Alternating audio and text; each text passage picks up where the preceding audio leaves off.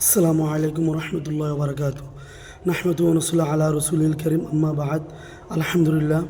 মোহতরম হাজরিন, আমি আপনাদের সামনে আজকে যে বিষয়টা নিয়ে আসছি, বিষয়টা হচ্ছে যে মসজিদুল আকসা মুসলমানদের নিকট এত গুরুত্বপূর্ণ কেন। আমি গতকাল আপনাদের সামনে একটি ভিডিও প্রকাশ করেছি। ভিডিওটা হচ্ছে যে মুসলমানদের নিকট মসজিদুল আকসা এত গুরুত্বপূর্ণ কেন, 7টি পয়েন্ট আপনাদের সামনে আমি আলোচনা করার নিয়ত করেছি। তার থেকে গতকাল ভিডিওতে আমি 4টি পয়েন্ট নিয়ে আলোচনা করেছি। তো ইনশাআল্লাহ তাআলা আজকে মুখতাসার 3টি পয়েন্ট নিয়ে আলোচনা করব। তো ইনশাআল্লাহ পয়েন্টগুলো শুনবেন ইনশাআল্লাহ। 5 নম্বর পয়েন্ট হচ্ছে যে মসজিদুল আকসা মুসলমানদের নিকট প্রথম কেবলা। রাসূল আরবি সাল্লাল্লাহু আলাইহি সাল্লাম যখন মদিনাতে তাশরিফ আনলেন, তখন রাসূল সাল্লাল্লাহু আলাইহি সাল্লাম মসজিদুল আকসার দিকে ফিরে 14 থেকে 16টি মাস রাসূল সাল্লাল্লাহু আলাইহি সাল্লাম মসজিদুল আকসার দিকে ফিরে নামাজ আদায় করছেন। যখন রাসূল সাল্লাল্লাহু আলাইহি সাল্লাম নামাজ আদায় করছেন, তারপর রাসূল সাল্লাল্লাহু আলাইহি সাল্লামের দিলে আশা আকাঙ্ক্ষা ছিল যে কাবা শরীফের দিকে ফিরে নামাজ পড়ার জন্য। তো আল্লাহ রাব্বুল আলামিন রাসূল আরবি সাল্লাল্লাহু আলাইহি সাল্লামের দিলের আশা আকাঙ্ক্ষাটা পূরণ করেছেন। এই সমস্ত কারণে মসজিদুল আকসা আমাদের কাছে অনেক গুরুত্বপূর্ণ। তারপর 6 নম্বর যে কারণটা রয়েছে, আল্লাহ রাব্বুল আলামিন আমাদেরকে পুনরায় সৃষ্টি করবেন। অর্থাৎ আল্লাহ রাব্বুল আলামিন আমাদেরকে পুনরায় সৃষ্টি করবেন। আমাদের হাসর নাসর, অর্থাৎ আমাদের হাসরের মাঠ হচ্ছে ফিলিস্তিনের ময়দান। সেটা হচ্ছে আমাদের হাসরের মাঠ। আমাদের হাসরের মাঠ রাসূল সাল্লাল্লাহু আলাইহি সাল্লাম বলেছেন যে ফিলিস্তিন, অর্থাৎ ফিলিস্তিনের আশেপাশে যে গ্রামগুলো হচ্ছে সেটাই হচ্ছে হাসরের মাঠ। আল্লাহ রাব্বুল আলামিন আমাদেরকে আবার ওই জায়গায় উত্তোলন করবেন। হাসরের মাঠ হিসেবে ফিলিস্তিনের ময়দান থাকবে। তারপর 7 নম্বর যে কারণটি হয়েছে, মসজিদুল আকসা আমাদের কাছে গুরুত্বপূর্ণ হওয়ার 7 নম্বর কারণ হচ্ছে যে 3টি মসজিদ আছে, যে সমস্ত মসজিদের মধ্যে আবাদত করলে অনেক সওয়াব পাওয়া যায়। এর মধ্যে একটি মসজিদ হচ্ছে যে মসজিদুল হারম। ওই জায়গায় আপনি 1 রাকাত নামাজ পড়বেন, আল্লাহ রাব্বুল আলামিন আপনার আমলনামার মধ্যে 1 লক্ষ রাকাতের সওয়াব আপনার আমলনামায় দিয়ে দিবেন। 2 নম্বর মসজিদ হচ্ছে যে মসজিদে নববী। অর্থাৎ মসজিদে নববীর মধ্যে যদি আপনি 1 রাকাত নামাজ পড়েন, কিছু কিছু হাদিসের মধ্যে পাওয়া যায় যে 1,000 রাকাতের সওয়াব আল্লাহ তাআলা আমলনামায় দিয়ে দেয়। আবার কিছু বিশুদ্ধ মত হচ্ছে যে 500 রাকাত নফল নামাজ, 500 রাকাত নামাজের সওয়াব আল্লাহ রাব্বুল আলামিন আপনার আমলনামায় দিয়ে দিবেন। আর 3 নম্বর যে মসজিদের নাম বলা হয়েছে হাদিসের ভাষায়, ওই মসজিদটি হচ্ছে মসজিদুল আকসা।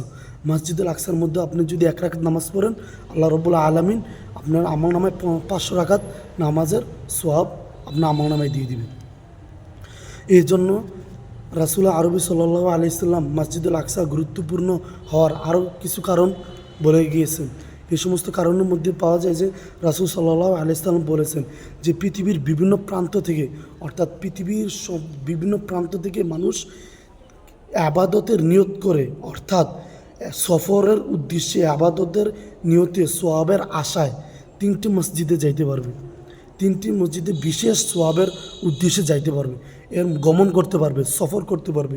এর মধ্যে 3টি মসজিদের মধ্যে 1 নম্বর মসজিদ হচ্ছে মসজিদুল হারম, আর 2 নম্বর মসজিদ হচ্ছে মসজিদে নববী, আর 3 নম্বর যে মসজিদটি হচ্ছে সেই মসজিদটি হচ্ছে মসজিদুল আকসা।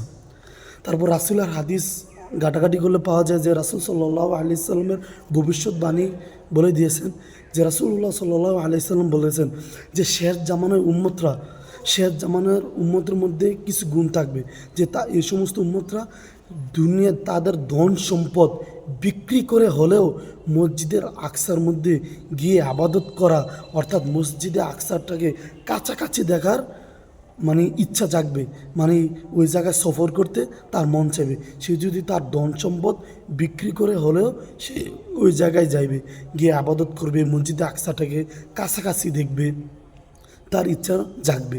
রাসূল সাল্লাল্লাহু আলাইহি সাল্লাম ভবিষ্যৎবাণী দিয়ে গেছেন। তো মোহতারাম হাজিরিন, আমি আপনাদের সামনে গত এই ভিডিওর মধ্যে যে 7টি পয়েন্ট ইনশাল্লাহ আলোচনা করেছি, তো ইনশাল্লাহ আপনি আপনাদের ভাইদের মধ্যে এই 7টি পয়েন্ট ইনশাল্লাহ আলোচনা করবেন। তো মোহতারাম হাজিরিন, আমি আমার মুখতাসার বয়ান এখানে শেষ করলাম। সবাই ভালো থাকবেন, আর বিশেষ করে মসজিদুল আকসার জন্য দোয়া করবেন বেশি বেশি, ফিলিস্তিনদের বাসীদের জন্য বেশি বেশি দোয়া করবেন, গাজাবাসীদের জন্য বেশি বেশি দোয়া করবেন, রাফাবাসীদের জন্য বেশি বেশি দোয়া করবেন। এই সমস্ত মুসলমান ভাইরা আজকে নির্যাতিত মধ্যে আছে আমার আপনার হক।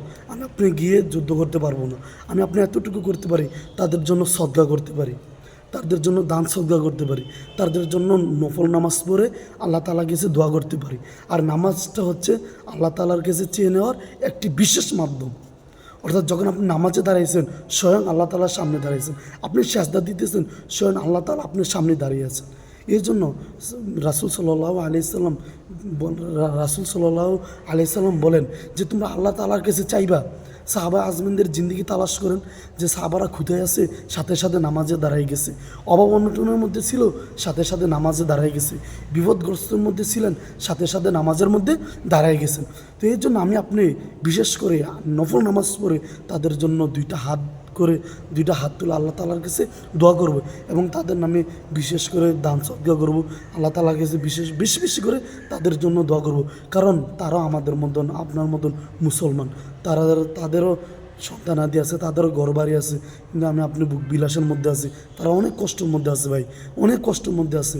তো মোহতারাম হাজিরিন, বেশি বেশি করে দোয়া করবেন, আবাদতের দিকে জিন্দিগিটাকে একটু গুছাইবেন, আবাদতের দিকে একটু ঝুঁকবেন, আবাদত করবেন, ইনশাল্লাহ আপনি বেশি বেশি করে আবাদত করবেন। আপনার পাড়া প্রতিবেশী ভাইদেরকেও বেশি বেশি আবাদতের জন্য বেশি বেশি তালিম করবেন, তাদেরকে বুঝাইবেন, তাদেরকে বেশি বেশি তালিম দিতে হবে, তাদেরকে বুঝাইতে হবে, তাদেরকে হিংসা করা যাবে না। সে নামাজ পড়ে না, তার কাছ থেকে দূরে যাওয়া যাবে না। যে সে নামাজ পড়ে না, তাকে বুঝাইতে হবে, তার বাড়িতে বেশি বেশি যাইতে হবে, তাকে নাস্তা করাইতে হবে।